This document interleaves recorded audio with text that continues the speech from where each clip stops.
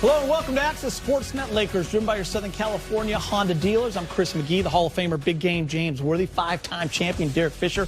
Allie Clifton is here. You'll have Trudell and Brez taking care of the post-game sound. The Lakers get the easy win without Anthony Davis. They score 40 first-quarter points, guys, and they kind of cruised from there. 6 players, James, in double figures, and for the second consecutive game, they shoot 56% from the field.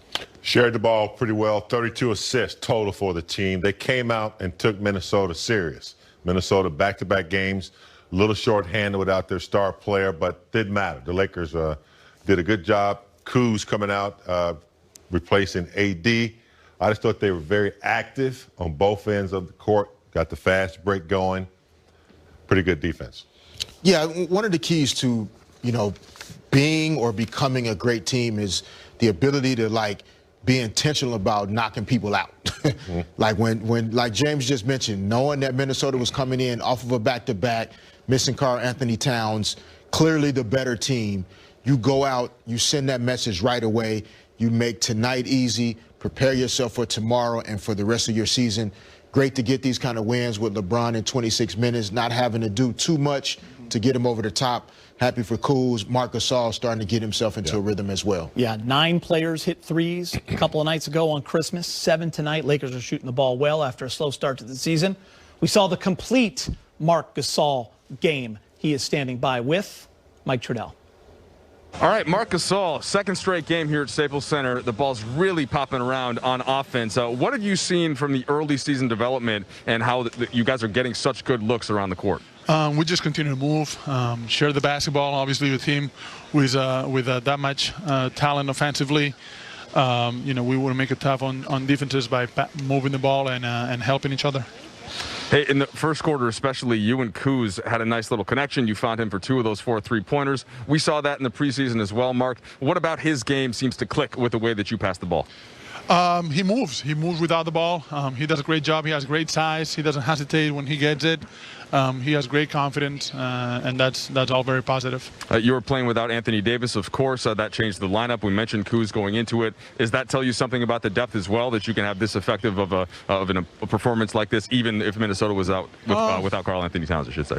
Yeah, well, when you're out without a player like AD, you're going to feel it in different areas. But I thought we did a good collective effort to make up for that loss. I thought defensively we did a much better job on the ball and communicating and doing the schemes and executing the schemes that we had before the game, and finishing possession with rebounds for the most part. I know obviously in the first half we didn't rebound the ball as well, but we got a lot of stops.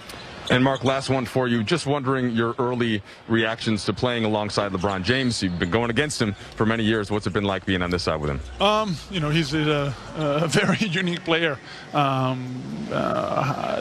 His IQ is it's very, very, very high. He's seen everything on both ends of the floor, and he's very unselfish. Great teammate to have. He has so many options that sometimes it's got to be hard for him. Mark, we appreciate your time. Thanks very much. Yep, you guys take care. All right, look at Marc Gasol, guys. I think Laker fans have been waiting for Mark to be a part of that offense. Frank Vogel said it after the Clipper loss. I got to get him more involved. He needs to facilitate, and he did just that. 8 assists, the 4 blocks, huge, especially coming into the game. The Lakers only averaging 3 blocks a game. Tonight, they had 14. 7 rebounds. Here's another big one. 3 for 3 from three-point land. We know Marc Gasol can shoot it, and he did just that. So he goes 12, 8, and 7. James, I'm not sure how many big centers can do what he did tonight, facilitating, running the offense through him from the top of the key. He makes the right decisions. He's so good on that backdoor cut, and then he stretches the floor as well. Kind of like his brother. He's got a high IQ for the game. And if you're a player that's worrying about not having any plays called for you or not getting enough shots, you get in the game with Marc Gasol, and you just move and cut and keep your eyes on the ball. He'll find you. He's an exceptional talent. He's not going to play outside of his box. Like I said, he's not going to block a lot of shots, but he does this very well. That late pass, I love that pass. As soon as the defense thinks they got you on a denial, that split second, and when he starts to knock down that 3, Geeter, it's going to be very valuable to a team. He can stretch the floor like that. Yeah, short preseason. for a veteran player like Marc Gasol joining a new team. The more time we get into this season, the more confident he feels about how he can work with his new teammates, where guys like to receive the basketball, and getting himself into basketball condition, which is different. And for bigs, it really is different. This was good to see tonight. I think the offense, without Anthony Davis in particular, Gasol's going to have the basketball in his hands more. So finding this rhythm with AD out there is going to be key as well. Guys, I want to talk about Kyle Kuzma. And hear me out on this. We show a lot of stats with Kuz. When he starts, his numbers compared to when he's coming off the bench, he gets a higher volume. This might be my favorite Kuzma game. I'll tell you why. He started. He set the tone with 14 first-quarter points. He had 4 threes, James. But then after that, he didn't overshoot. He didn't go, I'm going to get 30. He just played tough defense, had 3 blocks, had 3 assists, actually gave up a couple easy buckets to get other guys involved, finished with 20. And that's the Kuz that he's making that huge jump year 3 to 4 that we rolling that left ankle. So something to keep an eye on over the next couple days. Kuz already with 20, 8 of 11, 4 for 6. He's also got a couple of blocks. He is doing it all. Montrezl Harrell, of course, off the bench, 8 points on 4 of 6. And LeBron, 7 and 3. Remember, no Anthony Davis tonight because of the calf strain. All right, more to come. Jack in the Box halftime report. Kuz dropped 14 of his 20 in the first quarter. T-Wolves still don't have a player in double figures. The champs lead by 22 at the break.